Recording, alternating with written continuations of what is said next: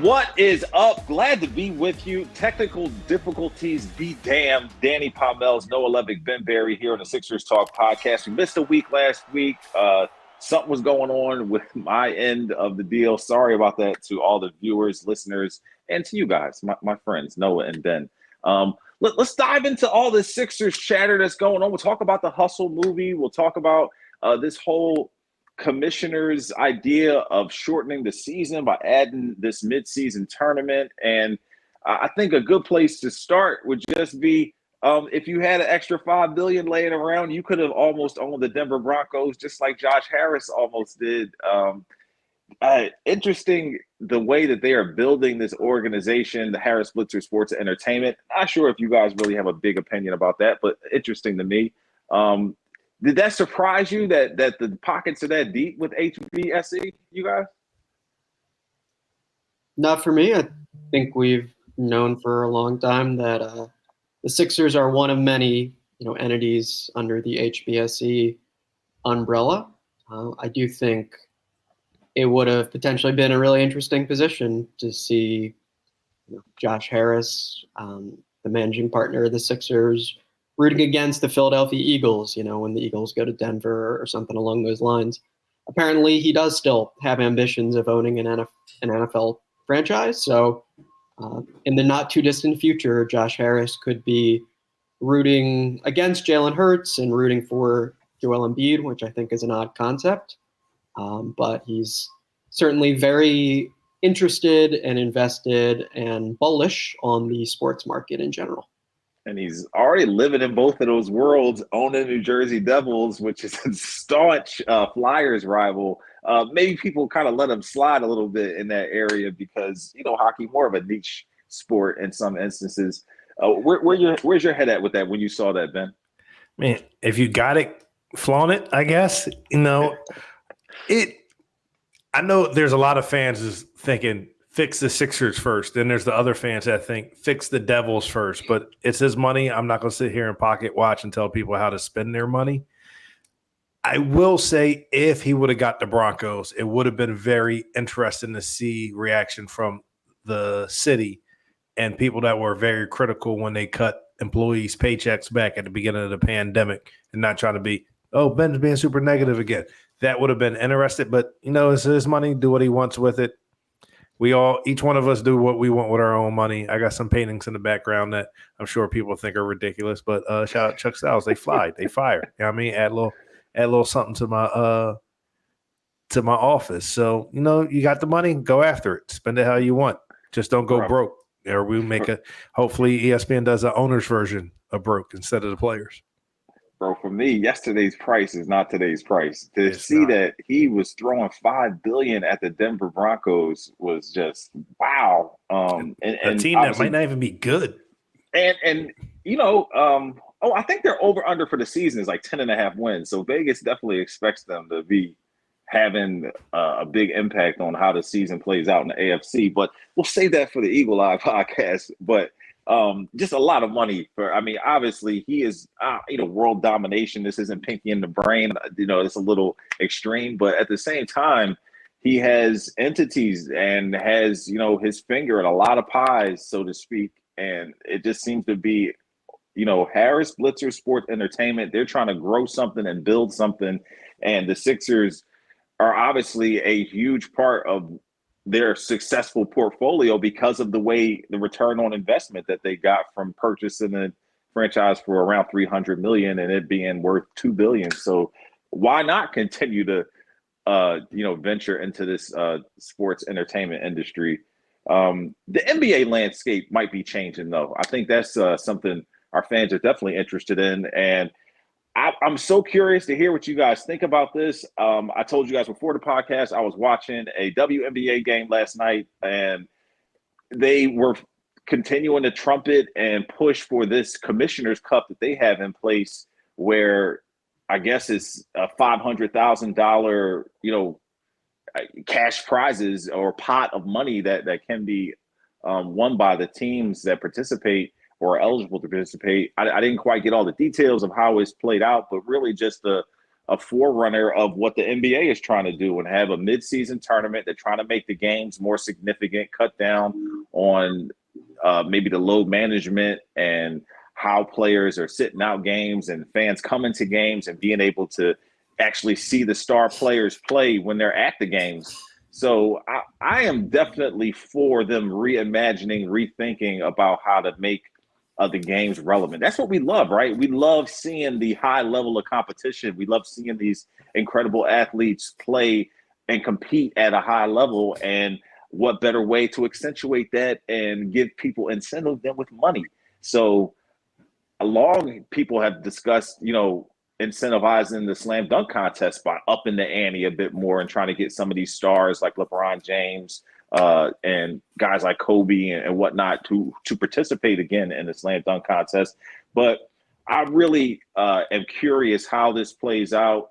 Obviously, some of this was, brewed from the bubble and the success of how that, the tight closeness of how that tournament played out in the end of that season and to determining the championship. But where are you guys at with it? Do you feel like this is a good move by the NBA?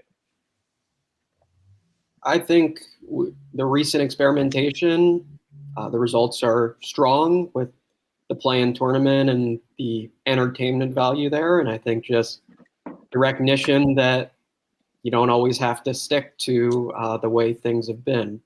I'm sure there'd be some decent resistance at first, just in terms of, what does this mean statistically, or how does this change the way we should view things in a historical context? But I like the concept on paper, at least. One little idea that flashed into my head that I think is positive is just for some of these teams that don't have a great recent track record of success, say the Sacramento Kings, long playoff drought, it's really meaningful potentially to do well in this midseason tournament. And obviously the odds of pulling off an upset over a superior team are higher in that small sample size, than having to qualify for the playoffs over a long season and then, beat a team over a 7-game series perhaps. So I'd be really curious to see what it looks like and see the NBA take that step. Of course, there are logistical questions. What would that mean just in terms of the total number of games and would players still be getting sufficient rest? I mean, in my opinion, injuries, especially star injuries, are a huge problem for the league right now. And I understand maybe, not wanting to overdo it with shortening the season or being too cautious about your schedule for that reason alone. But geez, I do think overall you don't want to be adding more games to the table. And I think ideally the league cutting the season down in some way and reaching the playoffs with more healthy elite talent is probably what the NBA should be aspiring to right now. I don't even think people like the play-in tournament. So my initial thought was that they would cut down the regular season, but as you guys pointed out before we started recording, that they would actually most likely probably keep it. Is a good chance they would keep it. I am all for whatever makes games more meaningful and keeps guys, star players, from having rest days and things like that. I understand the importance of rest and not playing in non-meaningful games, but I want to see star players. I don't want to watch the Sixers, Bucks, and Embiid and Giannis both sitting because it doesn't matter because the game is in December or January. The NFL doesn't have that problem because there's 17 regular season games. Each one matters. Baseball, middle, June, July, the game doesn't matter as much as August, September. Hockey's a little bit of the same thing, but those guys play missing teeth and all that. I'm for whatever it takes to make each one of these NBA games more meaningful. In-season tournament, I will be interested to see how that plays out and how the logistics work. I think Noah threw out a number before the pod, like maybe 8 games in a regular season. I'm not exactly sure how it will work, but if it makes the games more meaningful and players play more often and more regularly without sit down for a rest day. I'm not talking about legitimate injuries. I'm just talking about rest days. I'm all for it. I don't even think people like the play-in tournament, but I think they don't like it. Well, the league obviously loves it, but some fans don't like it because the stakes aren't as high, and you have something that the stakes are high. I think people will engage in that. But look at what the other leagues have had to do. You mentioned it. I mean, hockey has had to reimagine how they do, overtime, taking, the players on the floor and cutting it down to 3-on-3, so to speed up the game and make it more exciting.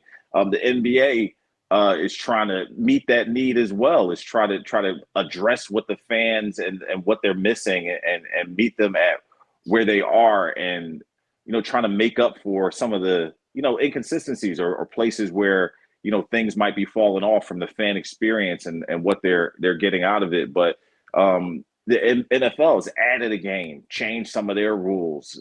Obviously it's much more offensive minded and caters more toward the offense.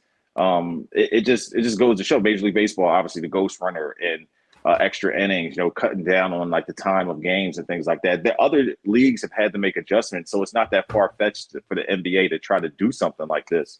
I do think that obviously the purists and people like that, come out of the woodworks, but I think that, it has to be well thought out, and then they need to address it in the proper manner. How that plays out exactly, it'll be interesting to see. And I'm sure they'll be open for room to make adjustments. But I think it's a great idea just because of, I mentioned this before, like there was a point, in previous pods, but I think Michael Jordan played all 82 games like 5 or more times in his career. Just the idea that a player of that ilk would play all 82 now is just completely irrational. But for them to try to capture a way to keep the 82, but then make the games more meaningful, I think is in the best interest of the league and the fans.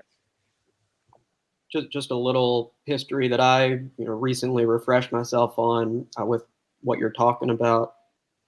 So I was looking up just facts and just the 23rd picks in NBA history with the Sixers holding that selection in this year's draft. And just so happened that many of those players were Iron Men. So AC Green played almost 1,200 consecutive games. But to your point about stars, Alex English, who scored the most points in the 1980s in the NBA, made 8 straight All-Star games from 81 to 89. Every one of those years, he played at least 80 games. Now, that was not the norm, but there were more players in that mold who were elite and just didn't take many games off and were there night after night for 40 minutes. Now, of course, it's prudent. I think that is not as common nowadays, but I also think the NBA can take some steps to have their stars playing a higher percentage of these games. And part of that is just lessening injury risk with giving them more nights off and being more responsible about the scheduling and the amount of time that you have 3 games and 4 nights or home road back-to-backs. I think the league kind of got behind schedule in a way with the bubble and trying to squeeze a bunch of games into a short amount of time. Now we're sort of back on track. Games aren't starting around Christmas. They're starting back in October. And in my mind, just like as a neutral person who likes the NBA, it would be awesome to see more regular rest. And I just think that's so conducive to less load management, less injuries, and better product on the court. And I think the midseason tournament can absolutely be a part of that. It's no reason it can't be, and I'd be really curious to see what it looks like. I mean, I'm not on the same page with you on the play-in tournament. I think the early results there have been excellent. I mean, we wouldn't have gotten all the New Orleans Pelicans entertainment this year if not for the play-in tournament.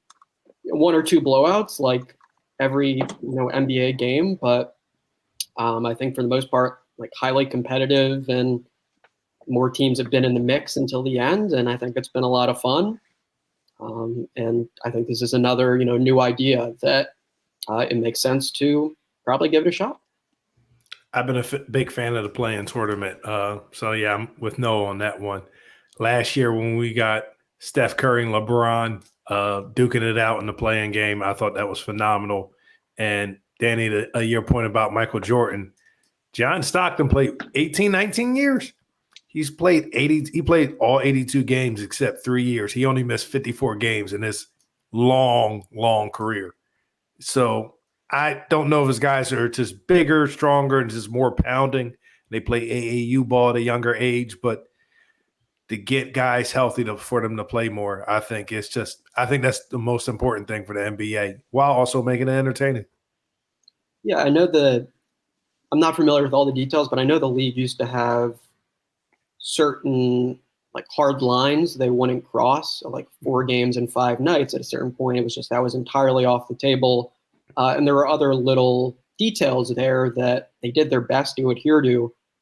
And I think that honestly went out the window for a while because there was just this urgency to get sports back. People were hungry for sports during COVID, and to just play the games as scheduled and to plow through these situations where several players might have been out with COVID and teams were highly shorthanded.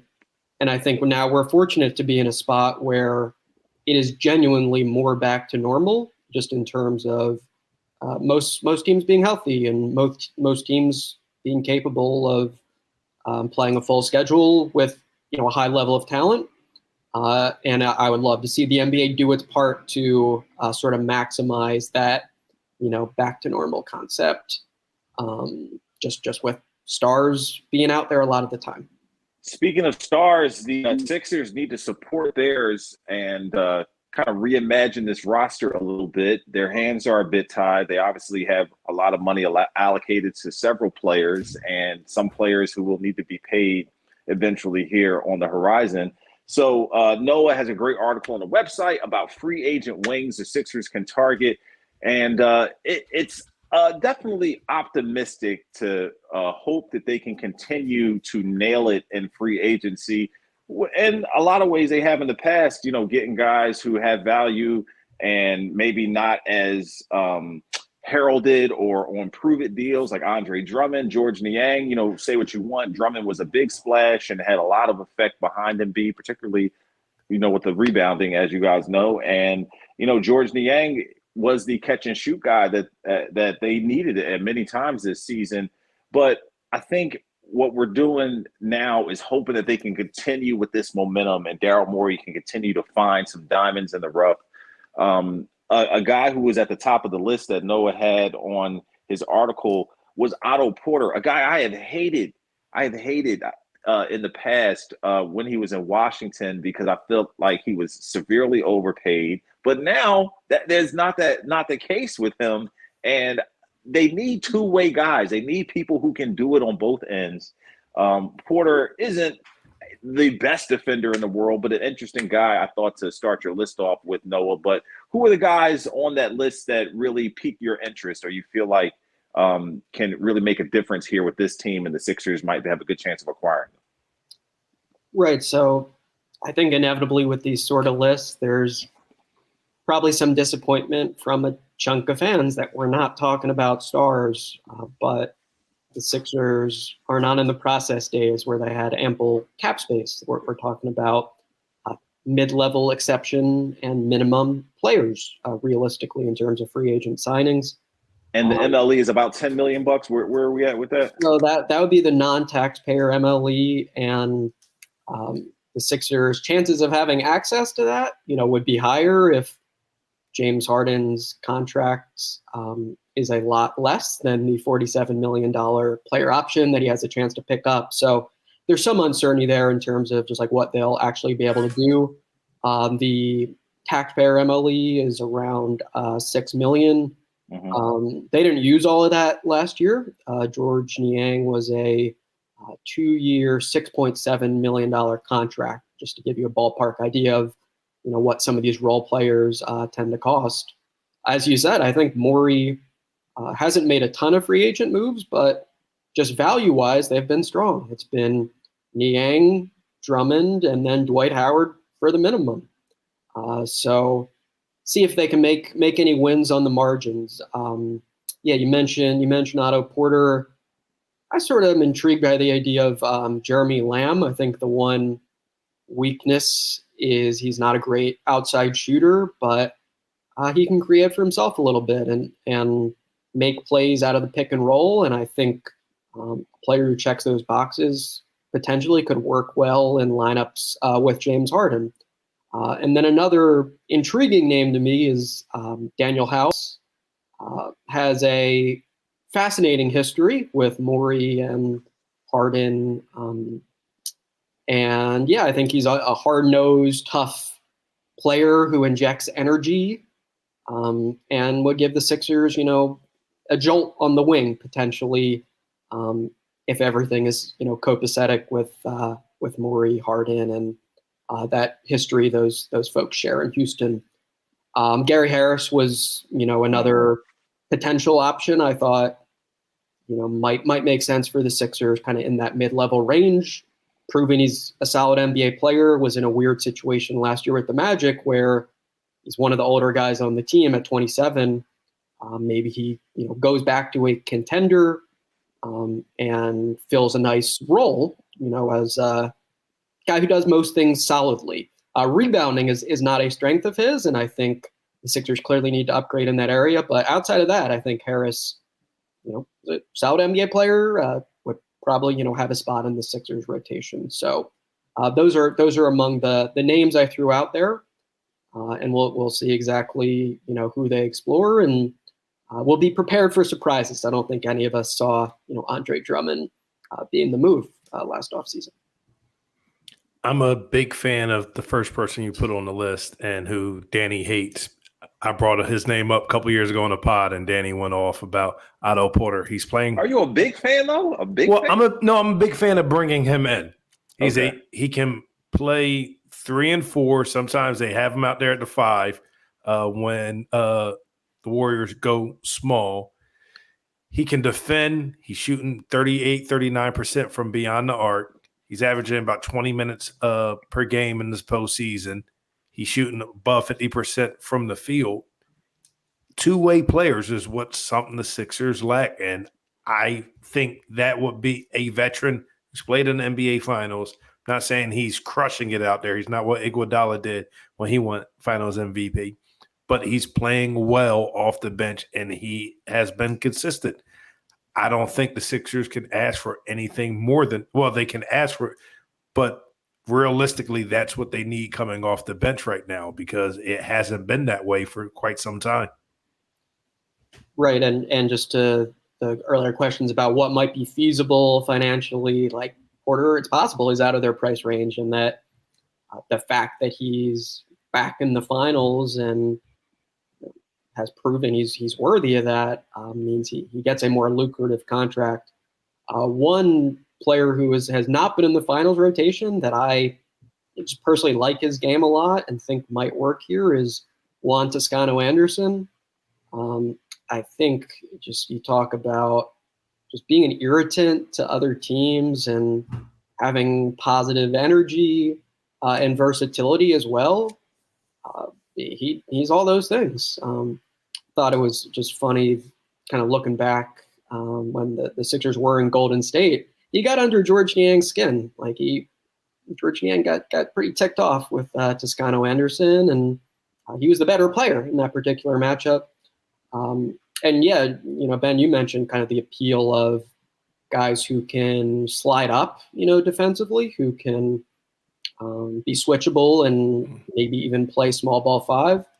Toscano-Anderson has done that, and the Warriors have actually been really successful this year in the lineups where he's been at the 5. Really enthusiastic and willing and sharp passer, which I think is great just on teams that have stars. Those guys are kind of get double teamed, the ball's kind of swing around, and when it's rotated to him, he wants to make that assist. He wants to make his teammates better. So he's a restricted free agent, as a few of the players are that I named on my list. So we'll see how it all pans out.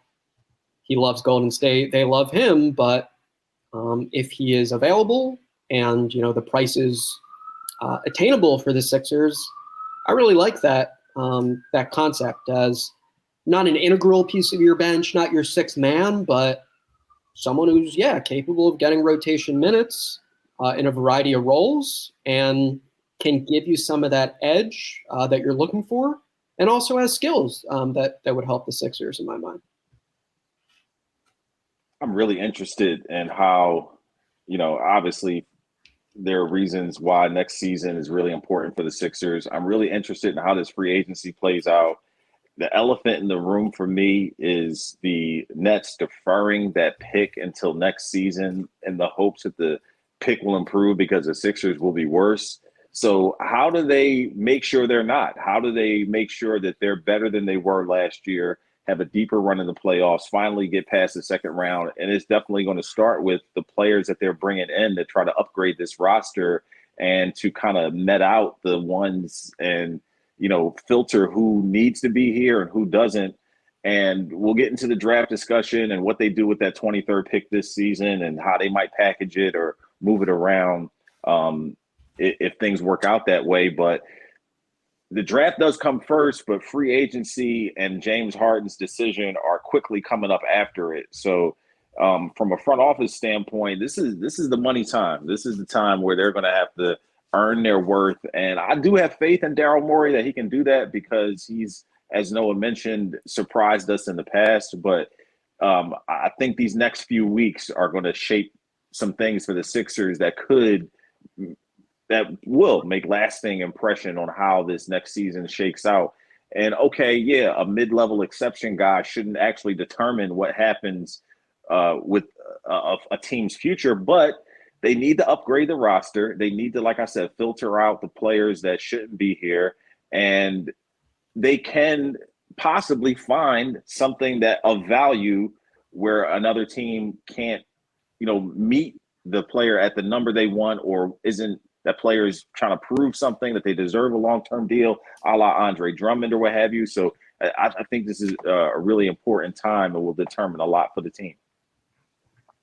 Definitely. I always go back to Morey's first draft night with the Sixers as the perfect example of how this little period in the NBA calendar matters more than any other for an executive. Mm-hmm. No, obviously that's not typical. That's not expected that you're making, multiple significant trades on draft night. But this little window. Yeah, as far as leverage, as far as opportunity, like-mindedness between other executives, like everybody's looking to try to, accentuate and, realize some type of, we figured it out here. We got it right here. So I think you're definitely on point with that, Noah. Yeah, just a very intense time, and you got to be on the ball, and you got to have people you trust. I think that contingency planning is also a challenging aspect of it. I try to put myself in the Sixers' shoes, and it's not easy. Like you're asking the questions about, what they'll be able to do financially in free agency, and the Sixers need to be thinking through all of that and need to have plans. If X happens, we'll do Y. If A and B aren't on the table, we'll explore this specific plan C. And there's a lot of complexity to their job. But I think the reality of it is right now that the Harden contractual situation hangs over this and is extremely significant. The extension, if he picks up the player option, wouldn't be able to become official until August 10th, 6 months after the Sixers got him. But you figure we'd, get some sense on that in the near future. And that'll be a big deal once we learn exactly what James Harden's future in Philadelphia looks like. Start college, build skills, and complete your degree with Wilmington University. 100% online options and affordable tuition makes WilmU work for you. Learn more at willmu.edu. Hey, y'all. The future is bright for the Sixers if you're paying attention to the Hustle movie and how they finally, make it to the finals. But I won't spoil it for everyone. But how did you guys feel about the movie? I look at your face. Look at your face. No, man. I'm going to let Noah go first. But if you haven't watched the movie, pause this part of the pod, come back and listen to it later. Spoiler alert. We're going to talk about the movie. Spoiler alert. Is that how you do it? I'm sorry. Yes. Noah, you're up first. That's the pros approach. I personally enjoyed it more than I expected. I think with all. But you went to the premiere, right, Noah? I was at the screening in Philly, Philadelphia. Yeah. So, I thought Adam Sandler plays seemingly someone very similar to himself in real life, and thought that was effective. I thought, in comparison to a lot of these other sports movies that are very formulaic and cliched and cheesy, just the fact that it was funny and they weren't pulling punches and trying to pull off PG-13 humor, it made the whole experience a lot better. It's oh yeah, it's a real movie with real people and real characters. I enjoyed that part of it. Just you're gonna laugh some, and I thought the humor was a thumbs up for me. And then Anthony Edwards, I thought, just stole the show. I mean, this isn't an elite actor. It's take away the basketball side of it. This is someone who could go on to downright star in films down the line. He was awesome. I thought it was I'll give mixed reviews to the Sixers who appeared in the film. I thought Tobias Harris, on the court, was solid with the acting. I thought Tyrese Maxey was underutilized. I was expecting some sort of joke about, Sandler ribbing him for why are you smiling in this serious situation or something. So I would have liked to see a little more Maxey screen time. Matisse Thybulle and Kyle Lowry hanging out was a little strange, just because I think we usually think of them as adversaries and not teammates or buddy. But got to see that on the screen. But yeah, Anthony Edwards. That's my main takeaway. That guy is an on the court star, but acting I want to see him in whatever movies people are making. Please cast Anthony Edwards. I'm gonna pick up where Noah left off. Anthony Edwards, bravo, my man. Phenomenal. He has real talent. So I know he's going to get it. He's number one draft pick. He's going to get more money. If this thing don't work out, you got acting. The man got talent. I don't know what else to say besides that. Only criticism isn't about him as much as, I guess, the casting for him and Kenny the Jet Smith was it's the current NBA, and we all know who Anthony Edwards is, and he's playing some other guy, or Kenny the Jet Smith. I thought he played an agent in the movie, so it was very weird when they went to the NBA on TNT set, and it's Shaq, Chuck, and Ernie with no Kenny the Jet Smith, but he's playing an agent in the movie. That was weird, but no, I love to see all the basketball players, their cameo roles. It was a lot of fun. I liked how they used the media aspect, the social media aspect on the BOA challenge, who can get a shot off, who can touch the rim, who can score a basket. That was a lot of fun. And Allen Iverson, just being genuine Allen Iverson, just praising a young player for the work ethic they're putting in. It was a thoroughly good movie. As Noah said, it wasn't cheesy. It wasn't I don't know if you know how I feel about movies like Remember the Titans or The Blind Side. I actually enjoyed Hustle, unlike those. So it was a solid movie through and through. Thought the ending was a little too art imitating real life, with the Sixers shooting themselves in the foot and Boston coming in and swooping up a player that the Sixers could have been a lot better with. So no, I enjoyed it. I wouldn't have expected to ever see Adam Sandler and Queen Latifah married in a movie, but it worked. And just shout out to Adam Sandler, showing that he can actually act, and he's not the guy that we grew up watching in movies, and Happy Gilmore and Adam Sandler. I mean, Happy Gilmore, Billy Madison, his more hijinks, funny stuff. Chill. Bedtime Stories was excellent. So if you haven't seen that, if you were near me, I would kick you in the throat for saying Bedtime Stories was excellent. It was clear after those like immature movies, he started making movies for his kids, bedtime stories and things like that, where it wasn't as much immature humor. But he can act, man. Yeah, I saw him in a flick where he was like he had lost his wife in like the World Trade Center bombing. Reign Over Me with Don Cheadle. That was a good movie too. He was good in that. I thought he showed range in that. Punch Drunk Love. Adam Sandler, he's Uncut Gems. I believe you saw that. I don't know if Noah saw that. Noah's shaking his head. Like, Adam Sandler can act. He's not just the guy from Saturday Night Live with like the immature jokes that I still. What about Hernan Gomez? You guys aren't talking about the star. He was the guy who a lot of people thought was really captivating. He was giving people a bucket in those boots, those work boots. He was, yeah. No, I mean, I think he was excellent. I'm not sure he stands out to me in the same way of like he could, have a wildly successful career as an actor, but maybe. I mean, I think any movie Adam Sandler's in, he's going to steal the show.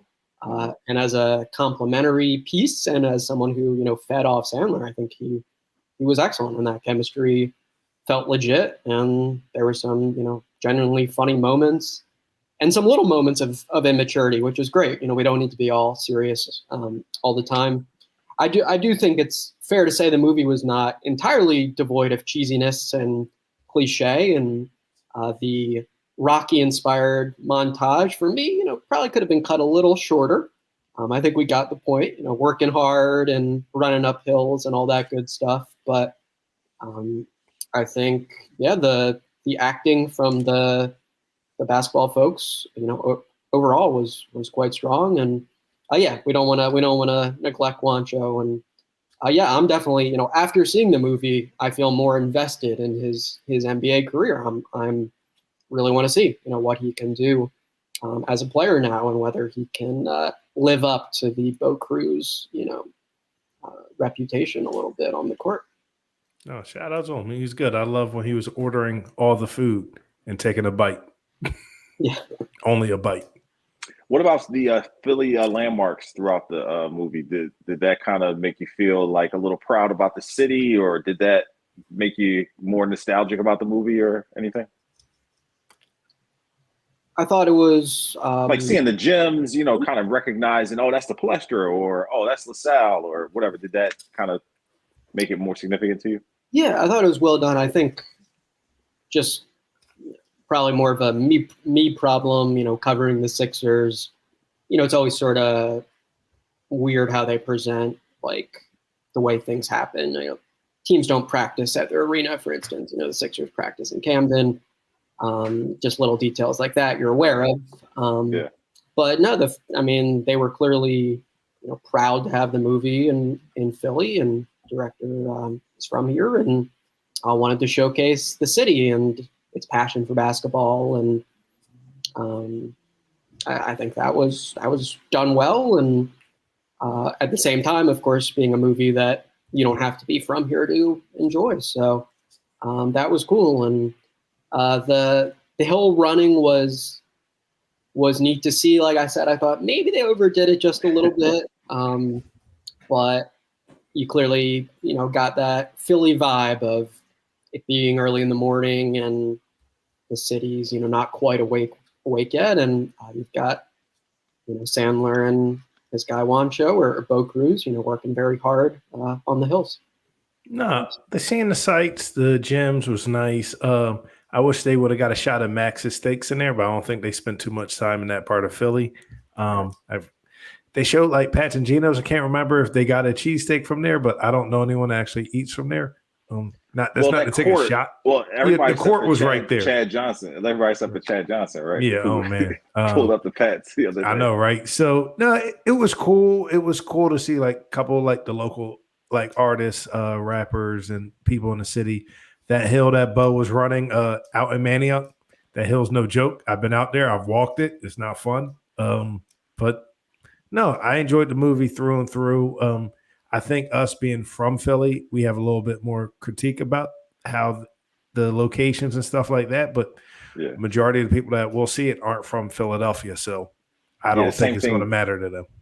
Same thing we felt about Creed or whatever else, just like criticizing it because of some of the Philly inconsistencies or whatever. Every Rocky movie, when he runs to the art museum, is like, that is the longest, most indirect route to the art museum ever. Right. Well, what about though? So many sports movies have come under fire for like just regular inconsistencies that any sports fan would notice. Like The Natural comes to mind, where they're the home team, but they're like hitting in the top half of the inning. Anything like that, like basketball wise, like, the shot clock is like 35 seconds or like anything weird that stuck out to you guys?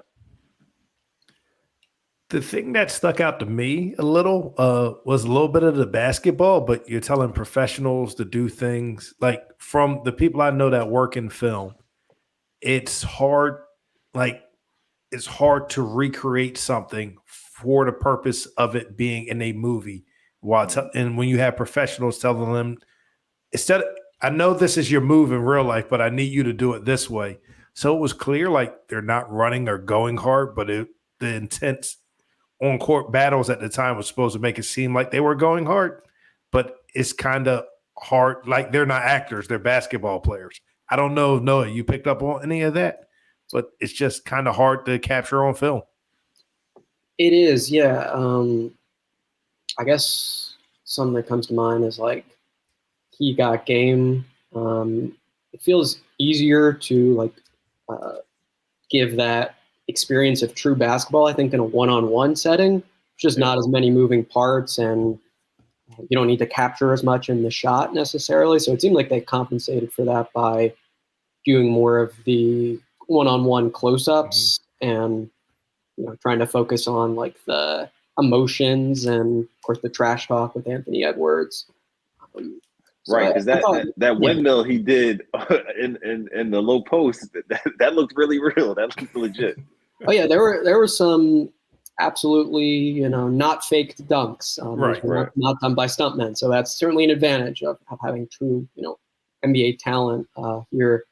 I thought what they did with the prepping for the combine, off-court work, felt pretty authentic and entertaining as well. I know they had little cameos there from actual NBA skills folks that I'm sure were helpful in giving it that authenticity. But yeah, you're not going to have a true 24-second NBA possession where guys are darting around off the ball and running multiple actions. It's probably just not possible to realistically capture on film, but just understanding the essence of basketball and being really knowledgeable and passionate about it, I give the film high marks. I think Adam Sandler loves basketball. The people working on this project seem to be the same. They really wanted to showcase the talent and just all the stuff that makes the game